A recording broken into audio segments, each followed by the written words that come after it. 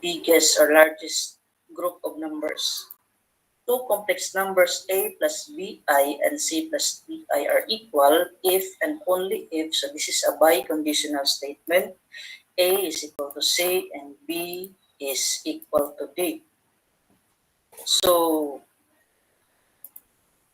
real numbers is or as a subset of complex number, because if we can consider complex number as the biggest or largest group of numbers.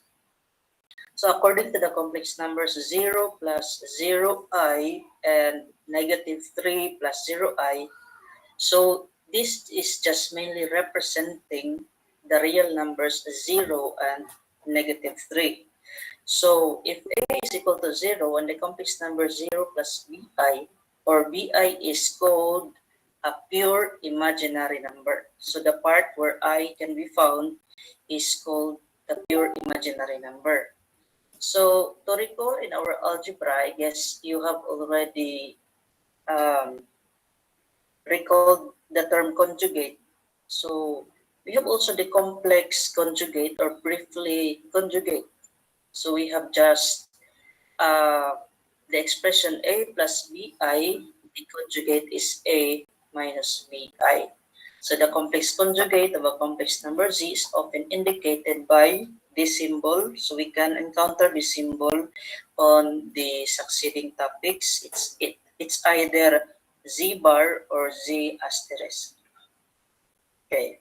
So if real numbers has fundamental operation, so since complex number is just an extension of real number, so the properties, the fundamental operations of complex number are very similar to the real numbers. Okay, so your addition. So I would not elaborate this one, so because I would assume that you have been acquainted with the operation of algebra, and we have already subtraction. Merely this is a distribution of sign, and we have to factor it. So groupings a minus c, then group bi minus di, then factor I.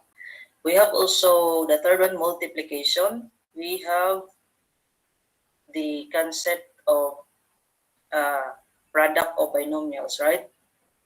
Okay, so we have this one. Okay, and then simplified, we have also to factor it by grouping. And then the grouping with that contains I is the common factor of I. So AC, this one. This one is negative because we know that I squared is negative 1. So that is why it is AC minus BD. And we have the ADI plus BCI. So we factor the imaginary number I. We have here the division. So division, of course, we consider C not equal to 0 and D not equal to 0. As we have said, obtaining a denominator of 0 will result to undefined or infinity. So we have to simplify A plus BI over C plus DI. Okay, so this applies the conjugate. So to the conjugate in the denominator. So we have C plus DI, its conjugate. Getting its conjugate will have to will have similar to the numerator and denominator because this is just equal to 1. But, so simplifying this using the product of binomial, we obtain this one. Okay, so this becomes c squared plus d squared since we know that I squared is equal to negative 1. So negative 1 times negative d squared is positive d squared. So these are the fundamental operations with complex numbers. We have also another one, the absolute value. During our orientation, I have mentioned this one. The absolute value or this is technically called as the modulus of a complex number. So we have a plus bi, which is defined as the absolute value of the sum of a and bi is equal to the square root of a squared plus b squared. So here an example, this is just a merely substitution to the definition of absolute value of a complex number. So you have, I think this is clear. So a is -4 and b is 2. So substituting it, and square root of 20, 20 can be factored out 4 times 5. So the square root of 4 is 2. So that is why it is 2 square root of 5. Okay, so we have also different properties of the absolute value. So if the absolute value is multiplied, two complex numbers are multiplied, absolute value, this is just equal to the product of the absolute values of the two complex numbers. Or if we have an infinitely many complex numbers, so this is just equal to the still product of the absolute value of the complex numbers. We have property number 2, absolute value of Z1 over Z2 is still absolute value of Z1 over Z2. Actually, this can be simplified as absolute value of Z1 over absolute value of Z2. Still, the denominator must not be equal to 0. So the third one, actually this is the triangle inequality, the property of one of the property of absolute value, wherein the sum of the absolute value of Z1 plus Z2 is just lesser than or equal to the absolute value of Z1 plus the absolute value of Z2. Similarly, if there are infinitely many sum of complex numbers, this is still lesser than or equal to the sum of the absolute values of complex numbers. The fourth one is if we have the absolute value of the sum and difference of two complex number, this is greater than or equal to the difference of the absolute value of Z1 and Z2. So we cannot express this one as in property number 3, this one. So maulang yun ni ang ato ang property number 4. Di siya pwede ma-infinitely many sum and difference. Okay? So we have here the axiomatic foundation of complex number. When say axiomatic, it is also a somewhat kind of property, okay, with mura siya og definition siya sa ato ang complex number system or property lang gyapon siya. So if you're the equality, okay, this one, I think that is very clear. And we have also the sum. Just have to add the first coordinate, and then the second coordinate just have to add also. And we have also the product AB and CD. So we have here A product of AC minus the product of BD. So that would be our first coordinate, and then the second coordinate is A times D plus BC. Similarly, if we have also M as a number, it will just be distributed to the ordered pair A and B. Okay, so let us take this one. Okay, this one, the I squared, this one. The I squared, if you are going to elaborate this one, diba, as I have talked in the previous, that this -1 and 0, this is just equal to the -1 in the real number. So since this is a complex number, as what I have said, the elements of complex numbers are ordered pair. So that is why I squared, pwede rato maingon nga I squared is equal to negative 1 kung nasa sa real number, pero we can have I squared negative 1 and 0. Maura na siya. So, we can express negative 1 and 0 by multiplying the two ordered pairs. So, equal ra di ay na siya sa 0, 1 o 0, 1. Duha ka 0, 1. Why? Because when we have this one, our AB is 0, 1 and our CD is also 0, 1. So 0 is AC, di ba? 0 times 0 is 0. Minus BD, B is 1 and D is 1. So 0 minus 1 is negative 1. And then we have AD. AD is this one. A and D, 0 times 1 is 0. And we have plus BC, which is 1 times 0 is still 0. So that is why the result is negative 1 and 0. Okay, next one, we have the theorem.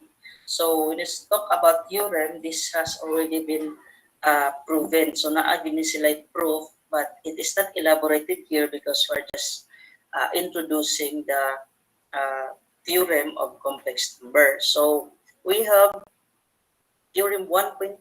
Suppose z sub 1, z sub 2, and z sub 3 belongs to a set S, wherein the S are the complex numbers. Then, so we have here, this is very similar, no? You have already encountered this one to the properties of real number. Maura mo din sila, oh. And the concept also is similar. Similar na yun sila. So we have z plus 1 plus 2. Of course, the closure property, kung nadire ang sum, kanya ang product, ni-multiply, naragyapon sa complex number. Tinood man na, dahil ang mag-multiply yung number o mag-add ka number, naramagyapon siya sa elements complex number. Okay. This one also is commutative. I guess I don't need to elaborate this one. Master na gid mo di ani. I know you have already mastered this one. Okay, so let us try to elaborate some ani kani number 8. For any complex number Z1, there is a unique number Z in S such that Z plus Z sub 1 is equal to 0. Inverse. This is just an inverse. Diba? Ito mga numbers, there is always a number exists wherein the product is 0. So, itong mga 5, so inverse niya is negative 5 to make it 0. Maura ni sa property of real number. And of course, there's also number 9. Simplify lang na to. For any or for all, Z sub 1 not equal to 0, there is a unique number Z in S such that ang product ko na niya is just equal to the commutative product of Z and Z1 is equal to 1. So, may pasabot Z is called the inverse of Z1 with respect to the multiplication. So, to simplify this one, tanan ko nung mga numbers not equal to 0, na siya inverse of that number. Para raguda siya in simplified form, 2, ang inverse is 1/2, so inig-multiply na to, equal to 1, yun na siya, di ba? 1/2 times 2, 5 is 1/5, so inig-multiply na to is equal to 1. So, with this one, with this theorem, mga properties niya so from 1 to 9, so kung masatisfy na siya, this S, which is the set of complex number, will be called a field. Okay, so kaninga term, makaibaw na ta. So basta mo, naatanan ang mga properties 1 to 9, itawag na siya og field. So that is why kung mag-prove mo og theorem, like for example, prove that the set, for example, M with the conditions of is a field. So, kung ingon og na condition nga i-prove nato nga field si set M, kinahanglan mapakita nato ding 9 ka properties. So ingana pag-prove ang for example na atay statement nga i-prove siya nga field siya. Okay? Okay, let's have the graphical representation of complex number. Okay, so we are going to use the concept of Pythagorean theorem. Sisyonan na kanyo ng Pythagorean theorem. C squared is equal to A squared plus B squared based on the right triangle in the coordinate, rectangular coordinate system sa Cartesian plane na to, no? So we recall the unit circle, diba sa ato ang trigonometry na ta unit circle adto which has the radius of 1, and then makaka-create ta og intersection. From the intersection, we are going to have a degree which is tangent to the arc of the circle, and then we can create a triangle, diba? So diba ingani ni forma. Angat mo nila. Okay, so with this one, kay naman ta sa complex number nya, ang complex number has the form of x plus iy, diba man yang a plus bi ganiha, can be considered as an ordered pair of real numbers. So we can represent such numbers by points on the xy plane or the Cartesian plane. Oh, so we can have this one like this, for example kani. So we refer to the x and y axis, the real and imaginary axis respectively, and to the complex plane as the z plane. Asa malapit ang z plane ani? We'll talk that later on. The distance between points or 2 points z1 is equal to x sub 1 plus I y sub 1. Manigit wag di ay. Ang pagka-define sa z-plane is kani siya and z sub 2 respectively. Okay? In the complex plane given by the absolute value of z sub 1 minus z sub 2, which is equal to this manigi ko di ba definition ni siya sa ato ang complex number, which is that sa to kani siya z1 minus z2 kani siya is the distance formula of 2 points. Correct na to ha? This is the distance, kinumdong pa ba mo sa inyong analytic geometry? Distance between 2 points. Iba ka itong mga slope. Iba na ito nga formula, distance formula. Okay, so since si Z1, si Z2, we have, i-recall na lang ninyo itong distance sa formula na sa analytic geometry. So, x sub 1 minus x sub 2 squared plus y sub 1 minus y sub 2 squared. Yan na siya. Okay.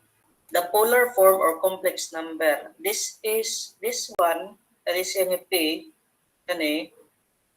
So how did we get x is equal to r cosine theta or y is equal to r cosine theta?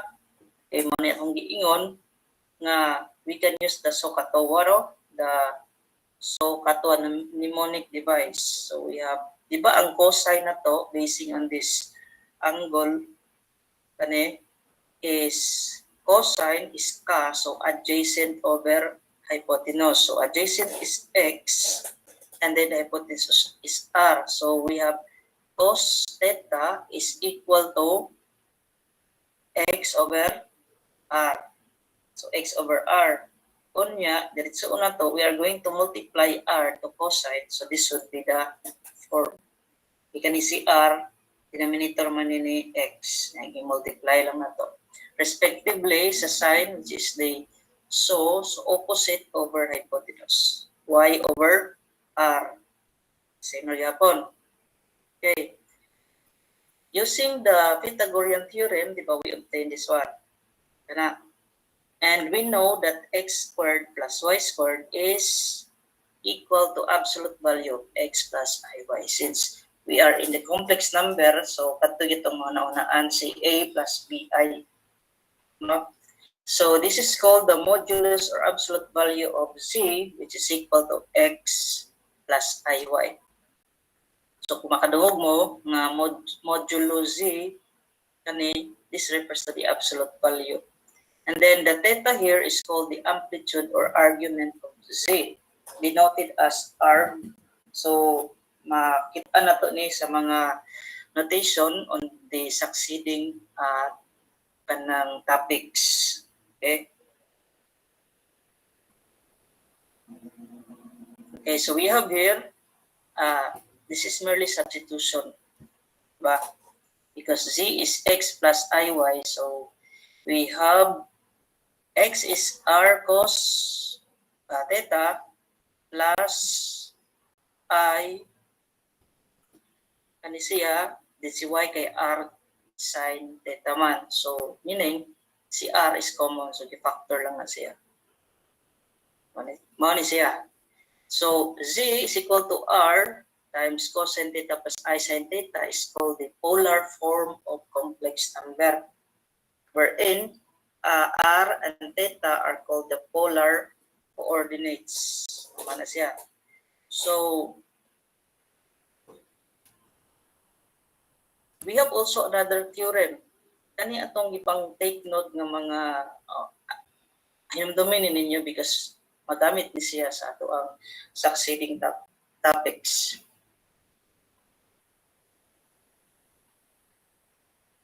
Okay, so I guess we are only going to stop at the Moab's theorem.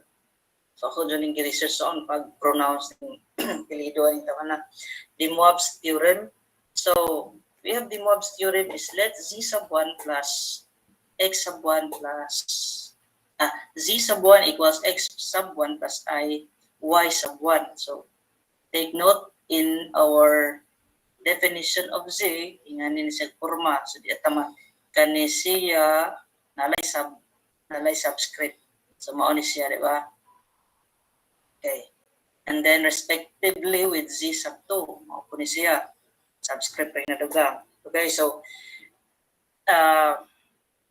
therefore z sub 1 or the product of z sub 1 and z sub 2, nag-multiply na to ani, di ba ingani ang forma? No. Yan nagporma. Nag-multiply na to ana R1 o R2 kani siya. Sir, unsa man ni si sir kani?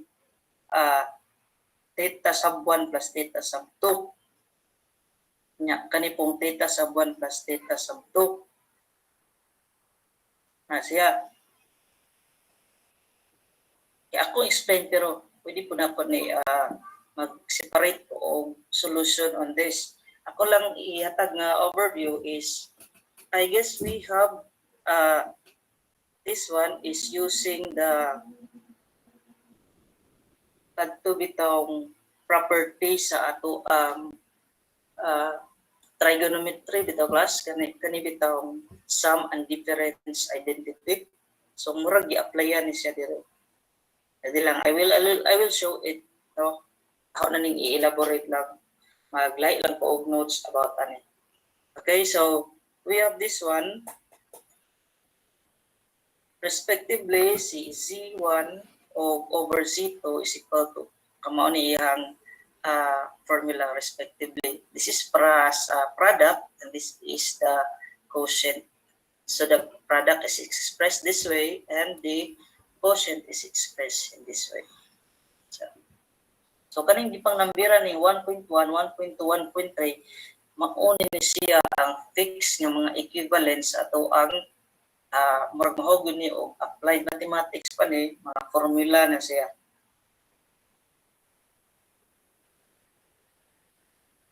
Okay. Okay, so they are making the generalization in terms of product. Si Z sub 1, this is the product of all Z sub 1 up to Z sub n. And also, of course, the product of R sub 1 to R sub n, and then we had assume the infinitely many theta sub 1 to sub n, of course the sign. So if z sub 1 is equal to z sub 2, which is equal to n, that comprises z, this becomes, anong z to the n man eh? Z to the n, since it is the multiplicity of z. Mura ko exponent ko, excuse me, mura ko siyang exponent, gi-raise siya, kay tungkol sa kadaghan, ana, and then, kanipod siya, gi-raise to n po ni sila. Kana. So, this one, kani siya is another equation, and then this one is now the de Moivre's formula. Mao na siya. So, mao ni total ang the comprise the de Moivre's theorem. Okay, so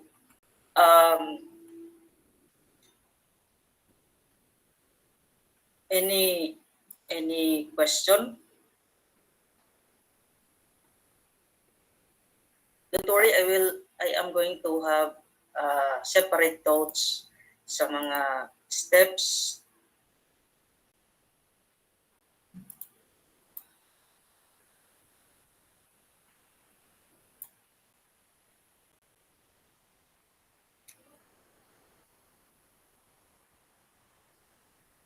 Okay, class. So that would be the first introductory part of complex analysis.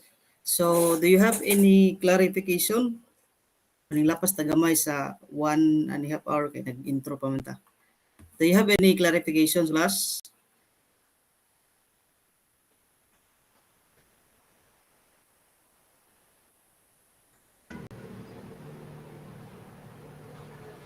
Murag simple pa man to nga part sa topic, no?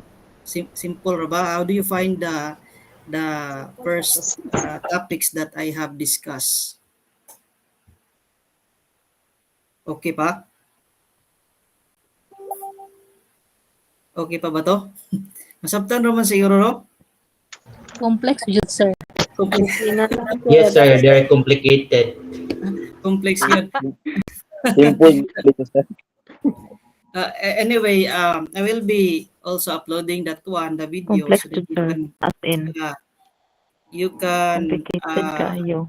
yeah, the reference mo rin ito pinaka-simple class. Ako lang gipang explain tong mga kay ang libro mo is shortcut man gud na sila, no, as possible ila ra pang shortcut.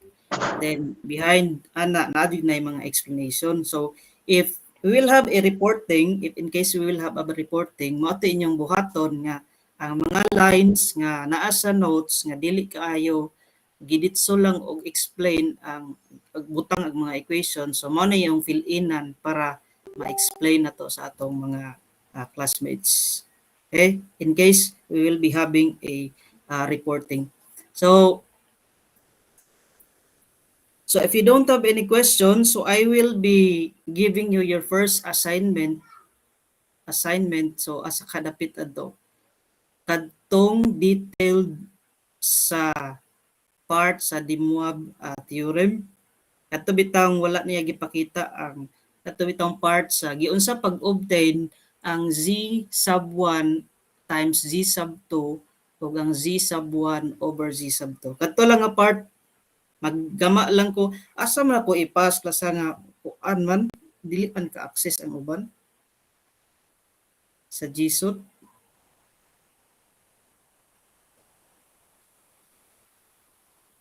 Okay ra ba ang inyong mga classmate nga i-double mag-send mo sa naay access sa katubitang official account, for example si Sir si Ma'am Alma mag-send og assignment ni Ma'am Sheila Kintahay. Nya si Ma'am Sheila kanami access sa GSUT sa Baiso, duha iyang i-upload. Okay ra ba? Para Okay dito na, lang sir. Para dito lang gid ko mag-check ba kay kuan man gud og mag personal tang limited ra pod ang storage sa atong personal account. Okay ra? Okay, sir. Noted. Okay, so di na ko na isulta or isulti your assignment. You have to show or elaborate the how did we obtain the z sub 1 times z sub 2 and z sub 1 over z sub 2. Malang to assignment ninyo. Ma-research ra siyo na sa GPT. Wako ka pa, sir.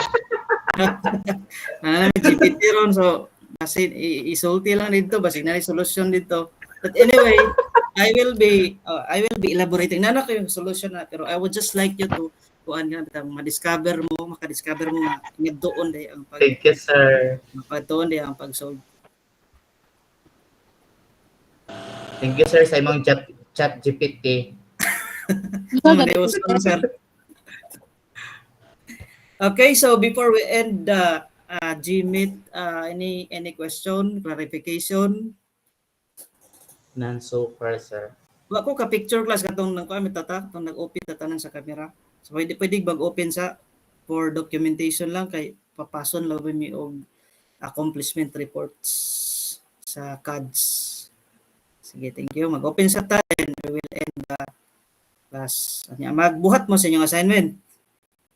Okay, may agreement na to ang katunga ang mga assignment na to.